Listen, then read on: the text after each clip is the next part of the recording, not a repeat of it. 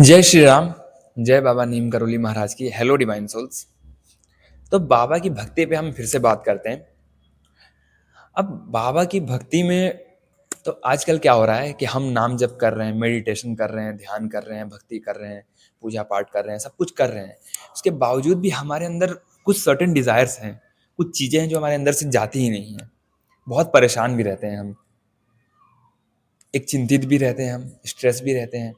अब बेसिकली यहाँ पे हमारे अंदर विश्वास की कमी नहीं है, हमारे अंदर जो थोड़े डाउट्स हैं ना, जो सेल्फ डाउट्स हैं, जो कन्फ्यूजन है, वो चीज़ें बढ़ गई हैं। और उन चीज़ों ने हमारे विश्वास को कम कर दिया है, हमारे विश्वास को दबा दिया है। इसीलिए हम कई बार स्टक हो जाते हैं। कई बार हमारे सामने पाथ होता है लेकिन हम देख नहीं पाते हैं। कई बार हमें वो आंसर चाहिए नहीं होते हैं, हमें बस चलना होता है, विश्वास करके आगे बढ़ना होता है। अब मान लीजिए जो बंदा, जो भी इंसान भक्ति कर रहा है, नाम जप कर रहा है और लंबे समय से कर रहा है, उसके बावजूद भी उसकी कुछ आदतें छूट नहीं रही हैं, तो अब उन आदतों से आपको भागना नहीं है। अब आपको लग रहा है कि यार उन आदतों से मैं बच क्यों नहीं पा रहा हूँ, वो बार बार मुझे घेर क्यों रही है। नहीं, क्योंकि हम भागने की कोशिश करते हैं, हम बचने की कोशिश करते हैं। अब कोई ऐसी आदत है जो हमें अंधकार की तरफ लेकर जा रही है, तो हम उस अंधकार में रोशनी ढूंढना शुरू करना चाहिए। हमें हमें उस अंधकार में ना कैंडल जलाना शुरू करना है, मोमबत्ती जलानी शुरू करनी है, ताकि वहाँ पे उजाला हो, वहाँ एक रोशनी आए। उस रोशनी पे भरोसा करके हम चलें। और वही रोशनी का काम करता है नाम जप, वही रोशनी का काम करता है ध्यान, वही रोशनी का काम करता है मेडिटेशन, भक्ति। तो जब हम हनुमान चालीसा का पाठ कर रहे हैं अपनी लाइफ में या नाम जप कर रहे हैं, वो एक ऐसा रोशनी की तरह काम करती है हमारी लाइफ में। मतलब हम दिन भर पूरी तरीके से स्ट्रेस थे, मतलब एक दिन हमारा जीवन में एक दिन ऐसा आता है कि पूरी तरीके से टूटे पड़े हैं, बिखरे पड़े हैं, फिर भी हमारे पास अगले दिन वो रोशनी करने का मौका है।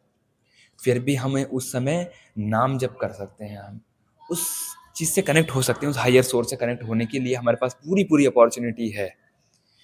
और वही हमें उस चीज़ से, उस प्रक्रिया से धीरे धीरे धीरे धीरे बाहर निकालेगी।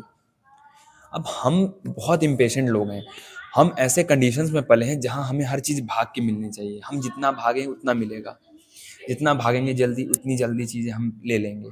अब इसमें ये चीज़ काम करती नहीं है, इसीलिए हम बहुत ही ज़्यादा परेशान हो जाते हैं, बहुत परेशान रहते हैं हम, बहुत नेगेटिव हो जाते हैं। बस यही सब वजहों से हमारे ऊपर जो कहते हैं कि एक भक्ति का जो रस है वो कहीं न कहीं खिल नहीं पाता है। अब देखिए, भगवान के हाथ में तो है, भगवान तो हमें 1 मिनट में सुधार दें, लेकिन हमें क्यों नहीं सुधारते हैं? क्योंकि कुछ चीज़ें वो हमको हम पे छोड़ते हैं, कुछ चीज़ें हमारे सामने रखी जाती हैं, मिरर करी जाती हैं, ताकि हम तो देखें, हम भी तो अपने आप को देखें कि हम कहाँ स्टैंड कर रहे हैं। जब तक हम अपने आप को नहीं देखेंगे, तब तक हम उस लूप को तोड़ेंगे कैसे? इसीलिए जो भी पर्सन, इंसान भक्ति मार्ग में है, नाम जप में है, फँसा हुआ है अपने जीवन में, स्टक है, तो पहले वो स्टक है क्यों? क्या एक्चुअली में वहाँ पे उसको आंसर चाहिए? क्या एक्चुअली में किसी चीज़ का उसको सॉल्यूशन चाहिए होगा? क्योंकि आप 6 महीने से उस जगह पे स्टक हो, आपको सॉल्यूशन नहीं मिला है। इसका मतलब क्या है? इसका मतलब ये है कि वहाँ पे आपको सॉल्यूशन की नीड ही नहीं है। वहाँ पे आपको नीड है अपने डाउट्स को कम करने की, आपके कन्फ्यूज़न को कम करने की। आपको मान लीजिए कन्फ्यूज़न हुआ, कुछ चीज़ें आपको घेर रही हैं, तो वो घेरने का मतलब ये है कि आप और ज़्यादा रोशनी ढूँढें। सत्संग चल रहे हैं, हमारे फ़ोन पे सत्संग आते हैं, अच्छी वीडियोज़ आते हैं ना, आप उनको देखना शुरू करो। आपके दिमाग में लिटरली वो चीज़ें बहुत पॉज़िटिव रिस्पॉन्ड करना शुरू करती हैं। क्योंकि उसमें क्या है कि आपकी सबकॉन्शियस हीलिंग शुरू होती है। आप करते हो, कोशिश करते हो, थोड़ा-सा बाहर जब हम निकलते हैं, चलते-फिरते हैं, आप जब बाहर एक्सप्लोर करते हो चीज़ों को, तो आप काफ़ी चीज़ें बदलती हैं आपकी, काफ़ी चीज़ों से आप हटते हो। तब इसीलिए थोड़ा-सा हिम्मत बढ़ा के आप बाहर निकल के कुछ ट्राई करो, कुछ नया ट्राई करने की कोशिश करो। मतलब पुरानी चीज़ों के पीछे मत भागो, लेकिन नया तो ट्राई करो आप। हो सकता है कहीं से आपका पाथ खुल जाए। कुछ नया देखो आप, जिससे आपको इस चीज़ से, क्योंकि हम क्या इस चीज़ से बच नहीं सकते हैं, लेकिन इस चीज़ को हम रिप्लेस कर सकते हैं। अगर हमारे पास फाइनेंशियली दिक्कतें हैं, तो हम कुछ ऐसी चीज़ें एक्सप्लोर करें जिसमें हमें फाइनेंशियली ज़रूरत ना पड़े। कुछ तो कर ही सकते हैं हम। तो आप इस चीज़ों के पीछे कोशिश करो, क्योंकि अभी हमारी लाइफ का जो पाथ है वो ट्रांसफॉर्मेशन वाला पाथ चल रहा है, ट्रांसफॉर्मेशन वाला फेज चल रहा है। इसमें हमें एकदम से चीज़ें नहीं क्लियर होंगी, इसमें हमें एकदम से आंसर नहीं दिखेंगे। हम इसमें इस टाइम पे हम एकदम से जो है इस आदत से नहीं निकल पाएंगे, नहीं। लेकिन आपको धीरे धीरे उस प्रोसेस को शुरू करना पड़ेगा।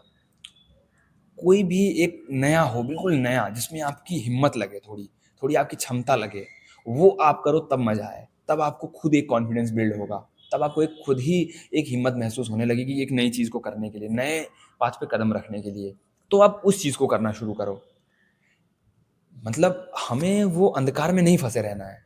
हम बहुत समय से फंसे हुए थे, हम जब से पैदा हुए तब से फंसे हुए हैं, अभी तक हम फंसे हुए हैं। लेकिन अब हमारे पास क्या है, अवेयरनेस आ गई है। अब अवेयरनेस होने के बाद हमें फंसे नहीं रहना है। अब अवेयर होने के बाद अगर हमें वो चीज़ें परेशान कर रही हैं, तो उसके बाद हमें नए एनर्जी के साथ उठना पड़ता है। हर पल अगर परेशान करेगी तो हर पल एक नई एनर्जी क्रिएट होती है हमारे अंदर, एक नए विश्वास की तरफ बढ़ते हैं हम। क्योंकि यहाँ हर दिन हमें नए की तरफ अपॉर्चुनिटी मिलती है, नए की तरफ बढ़ने की अपॉर्चुनिटी मिलती है। नए की तरफ हमारा रास्ता जो है वो क्लियर होता है। पुराना हमारा डूब गया, पुराना हमारा ख़त्म हो गया, पुराने में कुछ था भी नहीं। यहाँ तक आप आके आपने ये देख लिया कि पुराने में कुछ नहीं था। लेकिन हो सकता है नए में बहुत कुछ हो, लेकिन उसके लिए आपको कदम बढ़ाना हो, उसके लिए आपको हिम्मत बढ़ानी हो, और वही चीज़ आपको रोक रही है। तो आप भक्ति करते रहिए, नाम जप करते रहिए, मेडिटेशन ध्यान करते रहिए, भक्ति मार्ग से जुड़े रहिए। ये आपको क्या करेगा, अंदर से क्लीन करेगा, अंदर से आपको नए की तरफ बढ़ने की हिम्मत देगा, क्षमता देगा।